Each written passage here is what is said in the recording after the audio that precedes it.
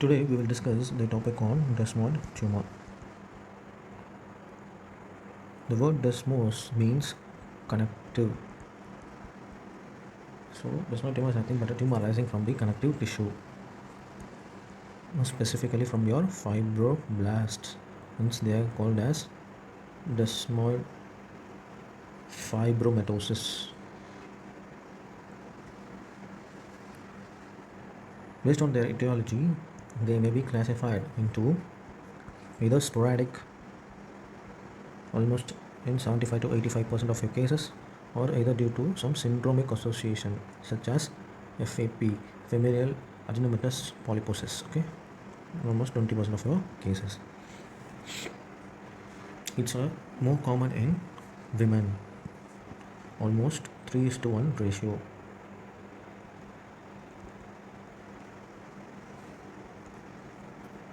This, in particularly, the sporadic type of desmoid tumor is associated with your pregnancy, recent pregnancy. Why it has been related to? Because it has been related to your hormonal effect during your pregnancy. There is overstretching of your abdominal muscle, so that your occurrence or the possibility of developing desmoid tumor is much more common. Then there may be prior history of any antecedent trauma, which may also contribute to a sporadic type of desmoid tumor. Moving on to your syndromic, or is FAP associated desmoid tumor. It is almost seen in 20% of your population. The usual site is, it usually arises from your previous scar site of colectomy. So, as you know that in FAP patients, they may undergo prophylactic colectomy. Even after prophylactic colectomy, the patients may develop desmoid tumor. Around 5 to 10 years of colectomy, even after prophylactic colectomy, patients may tend to develop desmoid tumor. The other important thing which I want you to remember is that it is a second most common cause of death or mortality in FAP. This is very, very important. Remember. The next thing is that suppose a patient presents, a woman of 38 years presents to you, with a complaint of intra-abdominal swelling, 38 years, and you suspect desmoid tumor in the patient, then you must ask a detailed family history. This is important, that you must rule out FAP in this family or in the relatives of the patient, and they recommend that they may undergo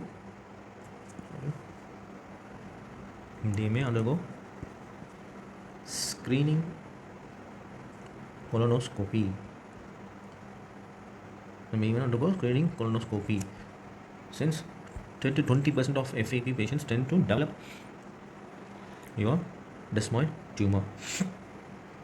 Then most common age group affected in desmoid, is 30 to 40 years. Median is around 35 years. Most common in women. Okay. The other thing I want to stress, or the other differentiating or characteristic feature of the difference between your sporadic and syndromic type of desmoid tumor is that sporadic, then syndromic, or the FAP associated desmoid tumor. The difference is that the site of origin. The sporadic type of desmoid most commonly arises from your extremities, or it is extra abdominal, whereas your FAP or syndromic associated desmoid tumor is most commonly arise from your intra-abdomen, most commonly from the mesentery. I will show you the picture later on, in which there is a desmoid tumor arising intraoperatively, particularly from your mesentery. So sporadic type of desmoid tumor is most commonly extra-abdomen, whereas your syndromic FAP arises from your intra-abdomen, particularly of your mesentery. Moving on to your pathogenesis, underlying pathology behind desmoid tumor is your VNT signaling pathway. Already you might know that your VNT pathway is very important for your embryological development. It's a group of genome involved in embryological development.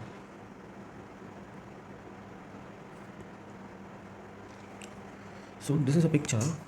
We'll zoom in. This is a picture showing your VNT pathway. The VNT pathway has a ligand which is called as a fizzled type of ligand, in which there is two type of gene. One is your beta catenin. This is a complex. This is a complex called as destruction complex, which binds with your fizzled receptors of your VNT pathways. One is beta catenin. The other is APC.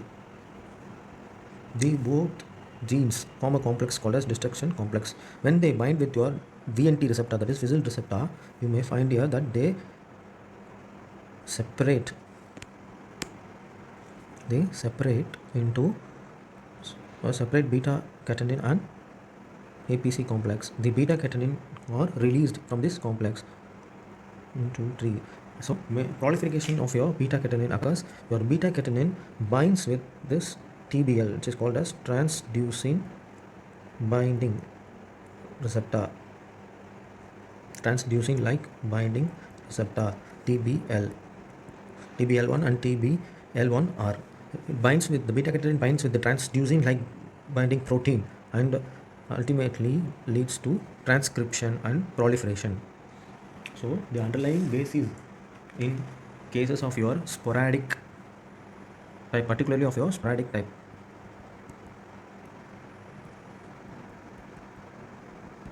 is increased proliferation of beta catenin, which binds with your transducin like binding protein 1 receptor and ultimately leads to transcription then to the nucleus and may lead to or unchecked cellular proliferation. Unchecked cellular proliferation. So this unchecked cellular proliferation may manifest as your increased colonic polyps or in an extra colonic manifestation can also occur, such as osteomas, epidermoid cysts, desmoid tumor. So your sporadic type of desmoid tumor is associated with your destruction of beta catenin and APC complex, which ultimately leads to increased proliferation of beta catenins, binds to transducin like binding proteins and ultimately leads to transcription into the nucleus, which leads to unchecked cellular proliferation, which manifests as increased number of colonic polyps and some extra colonic manifestations such as osteoma, epidermoid cyst and desmoid tumor. Here I want to mention about the chemotherapeutic drug, which is called as tegatrabetan. This tegatrabetan is a new chemotherapeutic drug which targets this TBL, that is transducin like binding receptor 1, which ultimately leads to blockage of beta catenin. So it ultimately targets your beta catenin proliferation, which inhibits so that there is decrease in proliferation of your desmoid tumor. It is under phase 2 trial. It's a newer drug. Okay, tegatrabetan. Moving on to your the other pathway, which is your FAP. Your FAP or syndromic desmoid tumor. It is an autosomal dominant inheritance pattern of disorder. The other thing I want to remember is that in this there is a mutation of APC gene. That is, we have seen it here. Beta catenin pathway is associated with sporadic, whereas your APC is associated with FAP syndromic. So what happens is that this APC gene is located on your chromosome 5q2122. It acts as a tumor suppressor gene. acts as tumor suppressor. So it checks in your, it acts as a checkpoint for your beta catenin. So what happens is that there is a mutation in this tumor suppressor gene, that is a mutation in your APC, then ultimately it leads to increased beta catenin. Again, there is going to be increased unchecked cellular proliferation. So one thing is that we have seen in pathogenesis, that one, there is an genetic abnormality in BNT signaling pathway. That is one, it may be directly due to beta catenin, or it may be due to APC mutation, or the newer emerging pathology behind the desmoid tumor is that there is an abnormality in your Notch pathway, in particular Notch 1. It's a potential MCQ, Notch 1 pathway in desmoid tumors. So what is the role of Notch 1 in the desmoid tumor? See, the Notch pathway involves the Notch ligand binding with the Notch receptor. See that this is your extracellular domain, this is your intracellular domain of your Notch pathway. What happens is that when the Notch ligand binds with your receptor, it has to be activated by ADAM10 and gamma secretase. The role of ADAM10 is that it is involved in activation of your extracellular domain of your Notch pathway, whereas your gamma secretase is involved in intracellular domain activation of your Notch pathway. So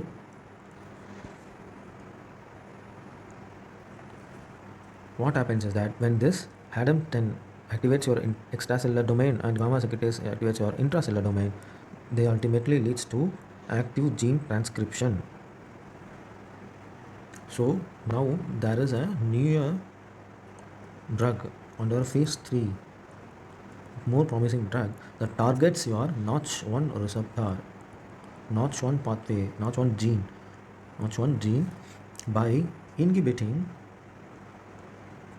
your intracellular domain, which gets activated by your gamma secretase.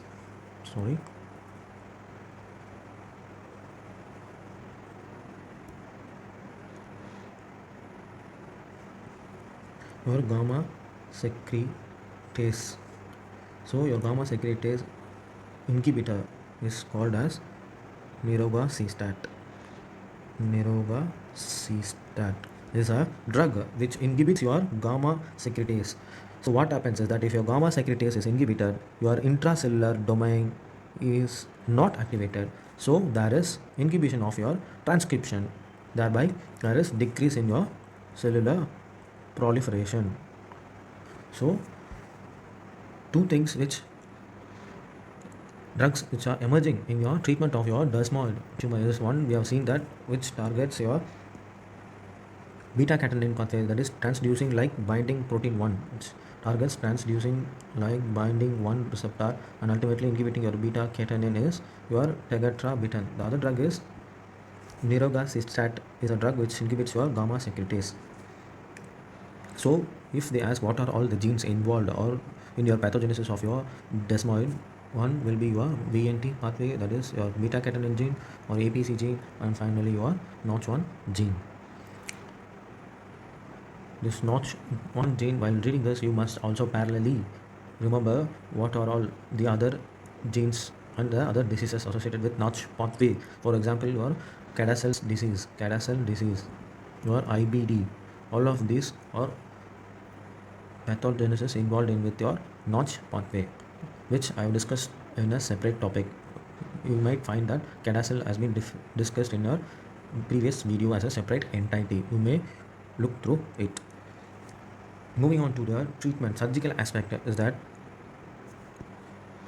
the definitive treatment would be your wide local excision, minimum of 2 centimeter margin. Why? Because desmoid tumor recur even after wide local excision. They have a tendency.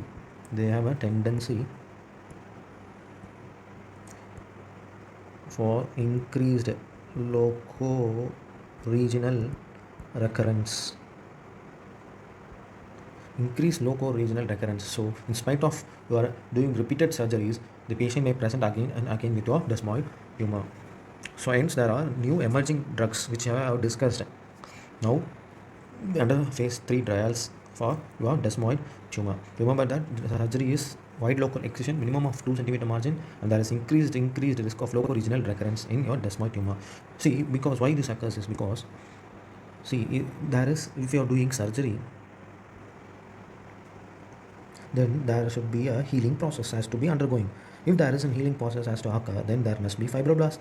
When there is fibroblast, again there is going to be an increased cellular proliferation. Again, then desmoid tumor is going to recur. Hence, knowing the recent trends of treating your desmoid tumor, such as your drugs such as nirogacestat or your tegatabetone, is important.